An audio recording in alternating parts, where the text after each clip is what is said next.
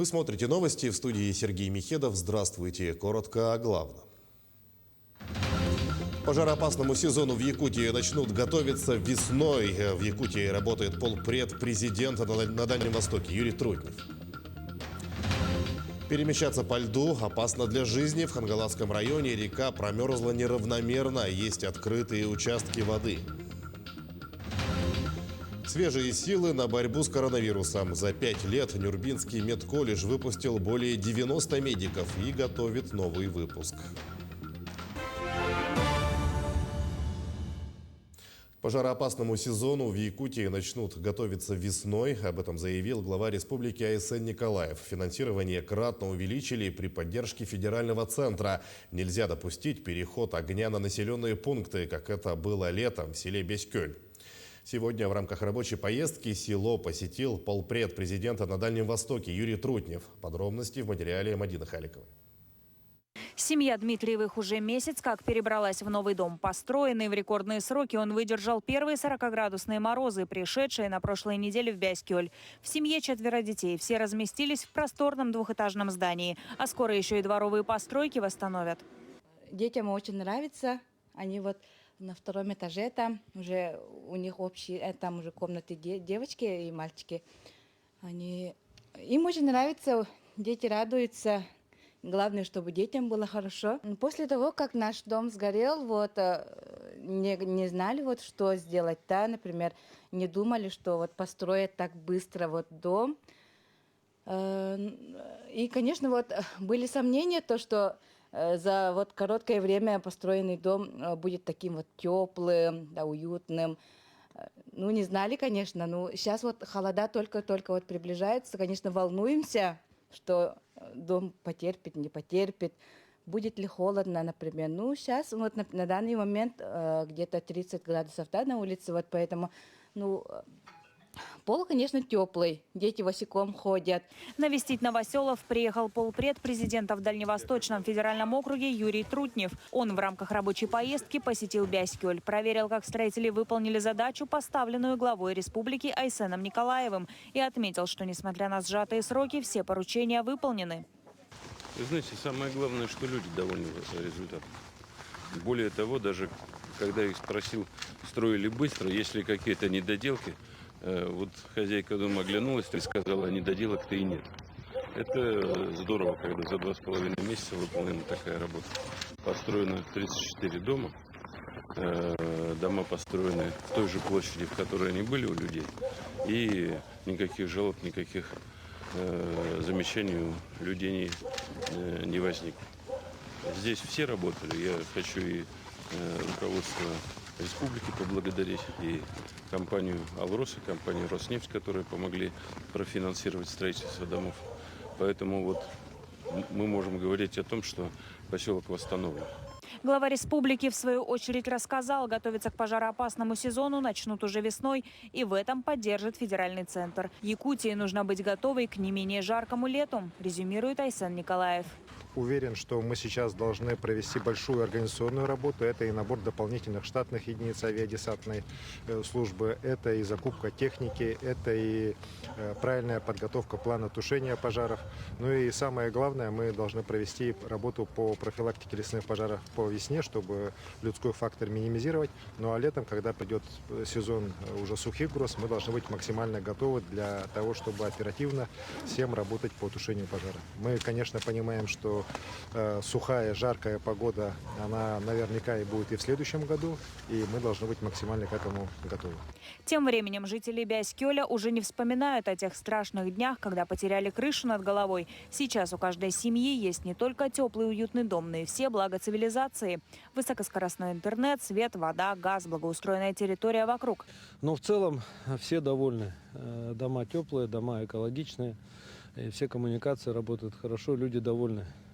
Самое главное тщательно отслеживать правильность исполнения всех технологических процессов. Такими и должны быть села, современными, комфортными для проживания.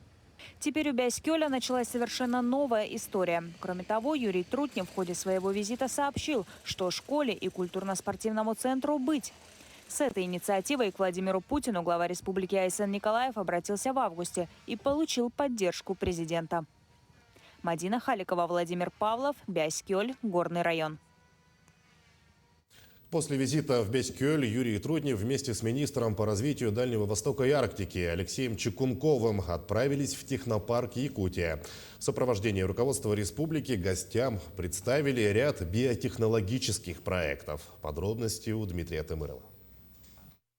Программа визита федеральных чиновников насыщенная. Во второй половине дня они посетили региональный технопарк Якутия, ознакомились со всеми представленными проектами. Один из самых, пожалуй, на сегодня многообещающих препарат, разработанный учеными Института биологических проблем и криолитозоны бетукладин. Данный БАД подходит не только для профилактики COVID-19, но и для восстановления тех, кто им уже переболел. Отметим, что в начале этого месяца разработчики получили все разрешительные документы и право на массовый выпуск препарата. О масштабах производства мы сейчас говорить не будем, потому что речь идет о том, что наш биоцех – это опытно-экспериментальный биоцех, и мы сейчас получили заявки от медицинских учреждений.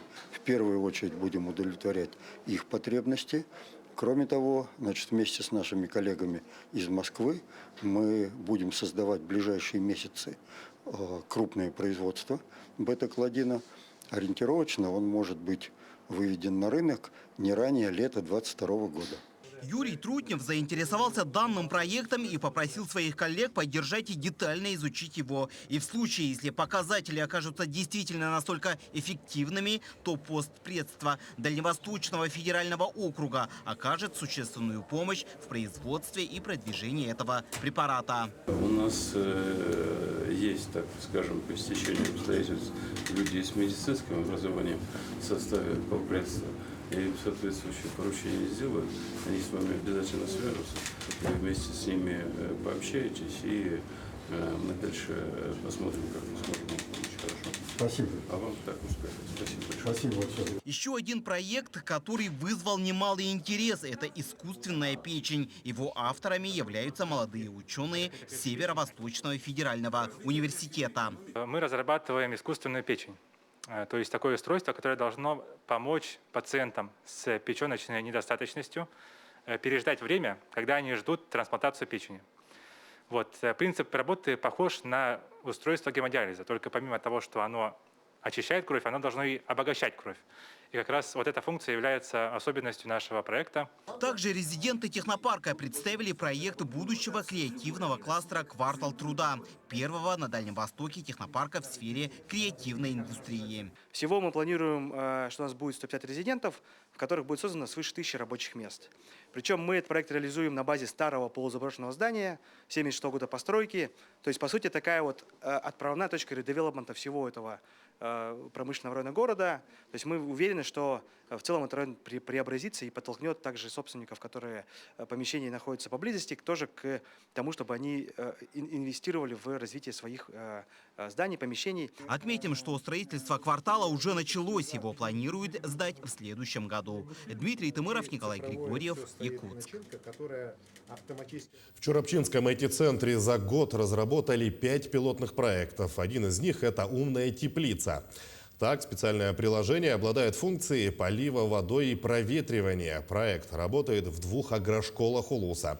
Также есть приложение «Сохрани чек», предназначенное для отчетности физических и юридических лиц. Сотрудники IT-центра разрабатывают новый проект для поголовья скота. Напомним, центр с сельскохозяйственным направлением в Чурапчинском районе открыли в прошлом году.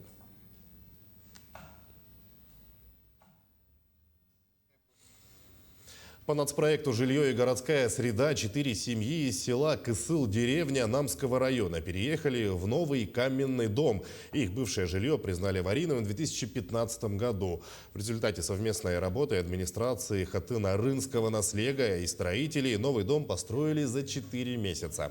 Ключи жильцам выдали в один день. По площади новые квартиры больше предыдущих. К тому же теплые, светлые и с ремонтом.